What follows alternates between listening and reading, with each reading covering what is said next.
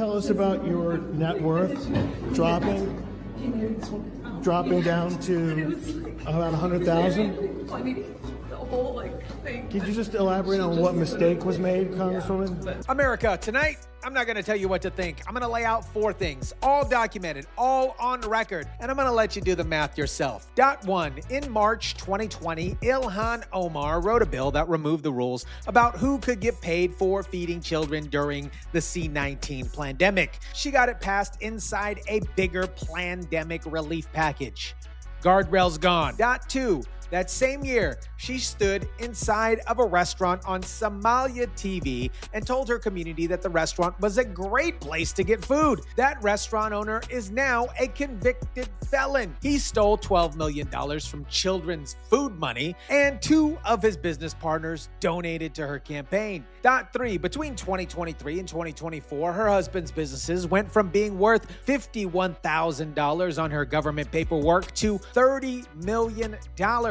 9 months later, quietly, the $30 million disappeared from that same paperwork. But the income those businesses supposedly generated, that part stayed on the form.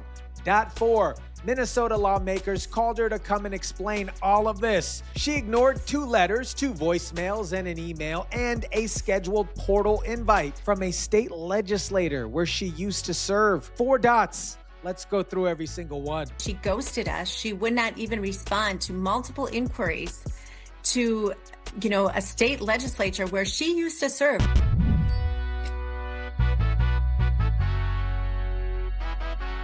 What is up, guys? Tyson De La Cruz here. Thank you so much for rocking with me. Let me explain the Meals Act in the simplest way that I possibly can, because this is the part that most news outlets blow past. Before March 2020, if you wanted the federal government to pay for feeding kids, here's how it works. The meals had to be eaten right there on the spot. Only certain types of places could qualify for that program. The kids getting the food had to meet income requirements. Those rules were called guardrails. They existed because the government was handing out money and they needed a way to make sure that the people weren't just making up fake meals and collecting checks for food that would never existed. The Meals Act, Ilhan Omar's bill, took most of those guardrails off. Meals could be taken home now. Restaurants that had never been part of school nutrition programs could magically suddenly qualify. Income requirements got incredibly loosened. During the pandemic, that maybe might have sounded like common sense. Kids need food, flexibility is good.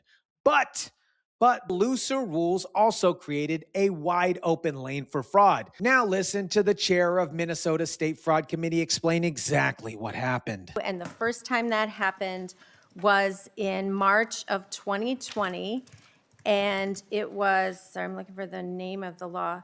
But it was in the Families First Coronavirus Pandemic Relief Act, passed in March of 2020.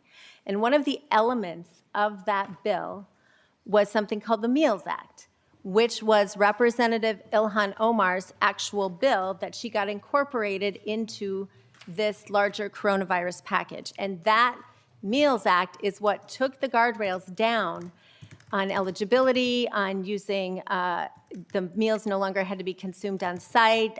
They could be for a group, not for an individual. And so the Meals Act really is what loosened the guardrails on the whole federal nutrition program that led to the scandal we have seen that we now call Feeding Our Future. She's not saying Omar intended for fraud to happen. She's saying the bill that Omar wrote made the fraud possible. A legal distinction that actually matters. That is a legal distinction that matters. And it's also why the committee wanted her to answer some questions. Feeding Our Future was a nonprofit in Minneapolis. We covered it a lot on this channel. It signed up dozens of organizations to claim reimbursement for meals that they said that they served. Federal prosecutors say more than $250 million was stolen. 65 people have been convicted in connection with this scheme. The fraud didn't happen here by accident, you guys. It needed the guardrails to be gone first, and the guardrails went gone in March 2020. Now here's the detail that puts Omar specifically inside this story. Not her bill, not someone else who would use the bill,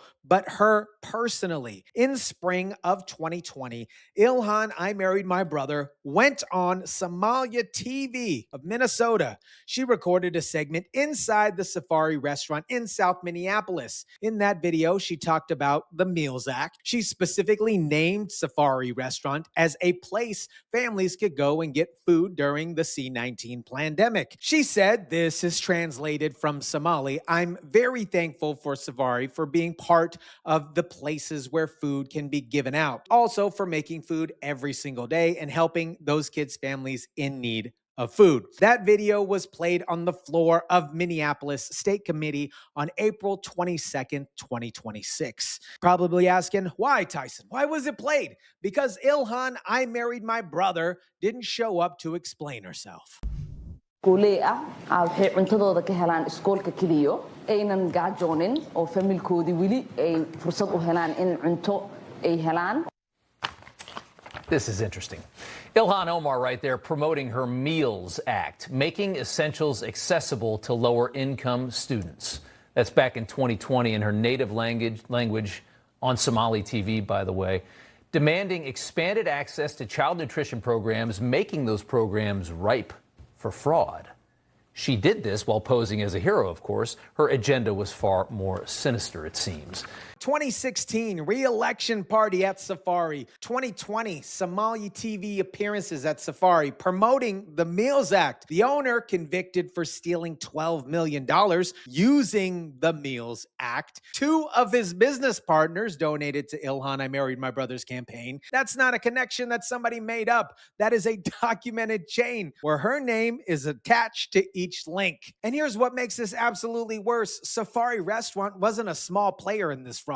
It was the numero uno, beating our future site sponsor in the entire state of Minnesota. They billed the government for 5,000 meals a day. 5,000 meals a day out of a restaurant that seats 35 people.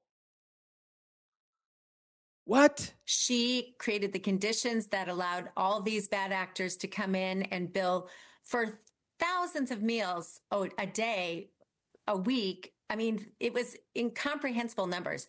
One little tiny restaurant serving 5,000 meals a day, 7 days a week.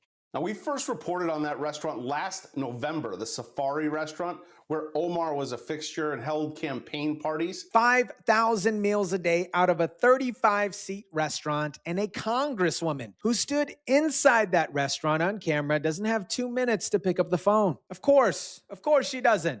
Because you know what she's going to say? I'm the captain.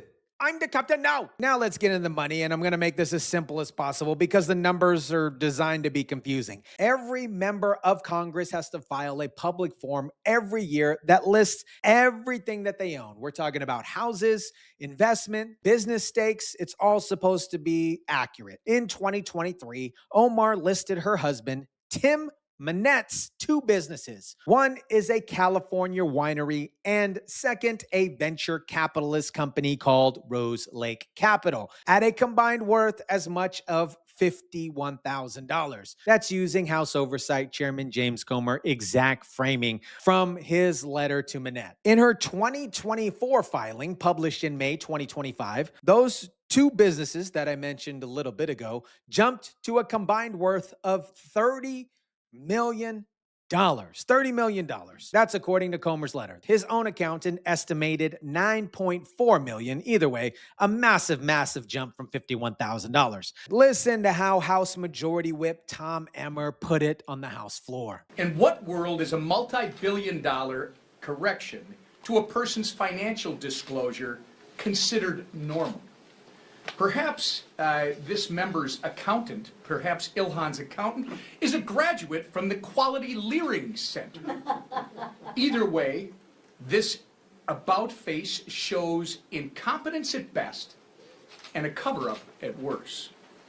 But this is just the latest in a long list of head-turning stories relating to this member from Minnesota. He gave the most charitable interpretation that he could possibly find. And even that interpretation involves someone being completely incompetent with a $30 million error. The other option is a word that he used: cover up. Then in March 2026, after the Office of Congressional Conduct sent her a letter, the filing got amended. Both businesses went from $30 million combined down to $0. Her joint household assessment went from as high as $30 million to between $18,000 and $95,000. That is an absolutely large gap. Her team called it an accounting error. Your accountants suck then. The argument is that the original filing listed assets without subtracting the debt those businesses carry, which makes everything look much bigger than it actually is. That is a real thing that happens. Accounting errors are real, but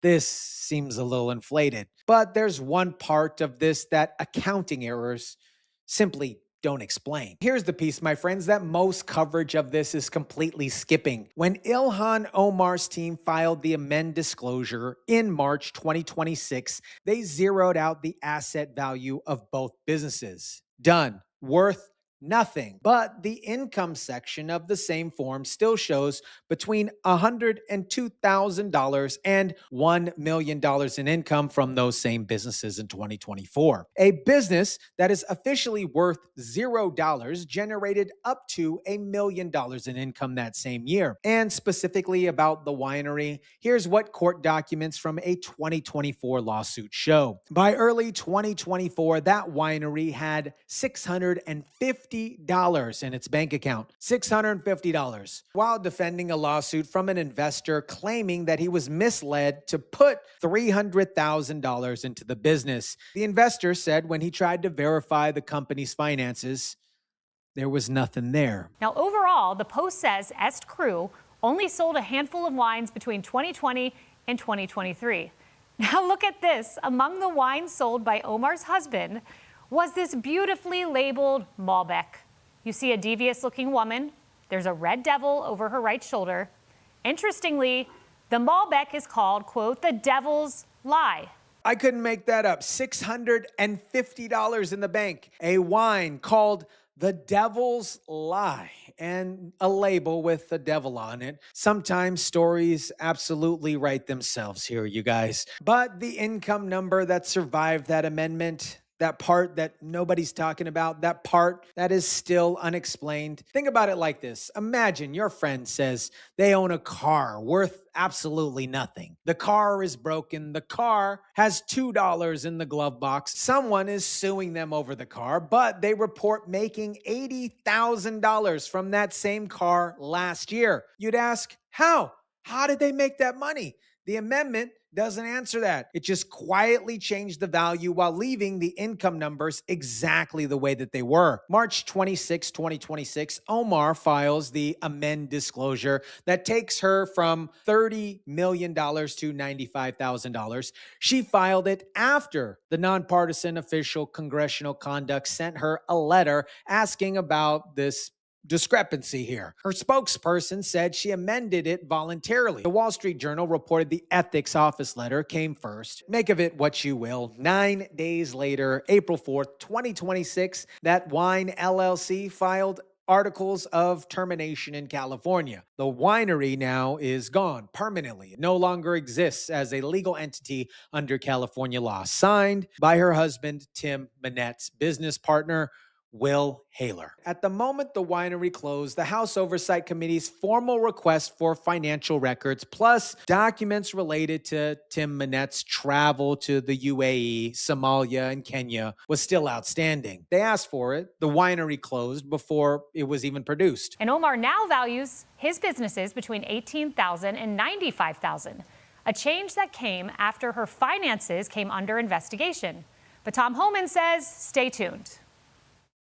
The whole file is being reviewed. A lot of smart people are on it. Stay tuned. Tom Homan, we know him as the best border czar ever. The best border czar ever. He's not talking about the state committee in Minnesota. He's talking about a federal file. A lot of smart people are on it. That's bigger than Kristen Robbins' May 5th deadline. Omar's team said the winery closure has nothing, absolutely nothing to do with any investigation. This is what she said. Has nothing to do with it, you guys. It doesn't have anything to do with it. And that congresswoman is not involved in her husband's businesses. It closed for no reason, and I'm not involved in anything that my husband does whatsoever. Sounds pretty legit to me. That, my friends, is on record and should be noted. But 9 days is 9 days, and documents that no longer exist inside the dissolved LLC are very difficult to subpoena. For most of this story, Ilhan, I married my brother Omar, has been unreachable. No response, no press conference, reporters following her through hallways. She's pushing elevator buttons nervously. But a CNN interview from around the same time shows us exactly how she frames her relationship with the feeding our future fraud when somebody does get her in front of the camera. Guys, I want you to pay attention to the specific things she addresses and what she leaves out. We obviously had people who were able to donate to our campaign that were involved. We sent that money back a couple years ago. And actually, I was one of the first members of Congress to send a letter to the Secretary of Ag asking them to look into what I thought was a reprehensible fraud that was occurring within the program. She confirmed the donations. She confirmed that she returned them. She confirmed she knew something was wrong at some point. And notice what she called it. Secretary of Ag. She means agriculture here. But here's what's not in that answer. The Somalia TV video, Safari Restaurant, her staff listed in the trial exhibits the $30 million to $95,000 financial swing here. She addressed the piece she had the cleanest answer for and moved on. If she had nothing to do with it, if she had no ill intent, if she had no idea, she should come and defend that. The fact that she ghosted us, she would not even respond to multiple inquiries to, a state legislature where she used to serve. I think it shows disdain for Minnesota taxpayers that she's unwilling to even answer these questions. Robbins is handing her an open door. She's literally saying, come in, sit down, come defend yourself, explain on video, explain the relationship, tell us you didn't know. That invitation has been sitting there since March. The door is still open. The chair is still empty. No, Ilhan, I married my brother Omar. I mean, she went from $65,000 net worth that she was reporting on her congressional disclosures to reporting over $30 million in net worth in just a few years. And guess what? Now she comes out and says, that was a mistake on our disclosures. I just took a quick look at it and missed it. Not only should her accountant be fired, but that girl should be fired, and she does not deserve to be in Congress. The gap between $65,000 and $30 million is not the kind of thing that you miss when you review your own paperwork. America, here's the one thing that almost nobody is saying plainly about this entire situation. Nobody has accused Ilhan, I married my brother Omar, of stealing anything. Nobody has charged her of fraud. Nobody has claimed she personally touched the money from those children's feeding programs. Robbins herself said it. If she's innocent, come say so. Come get some. But here's what nobody has mentioned yet. Her staff, the people who work directly with her, are listed in the trial exhibits from the U.S. versus Amy Bach, which is the Feeding Our Future prosecution. Communications between her office and the Feeding Our Future organizations appear in the evidence. Not her name, but Ilhan, I married my brother Omar's office. Her staff, the committee themselves, want to see those underlying documents. The formal request is still waiting unanswered. And the income number, the $102,000 to $1 million that survived an amendment from a business worth absolutely nothing. That obviously has not been addressed yet by Omar's team in any statement, any press conference, or any interview. Robbins' May 5th deadline is here. What comes next after that deadline? Whether the House Oversight Committee picks up the federal thread, whether home and smart people produces something. That is the story still running. 4 dots, and her name is on every single one of them. Let me know what you guys think about this. Drop it down in the comment section down below. Smash the like button if you kindly would. Share, subscribe, and as always, guys, I'll catch you on the next one.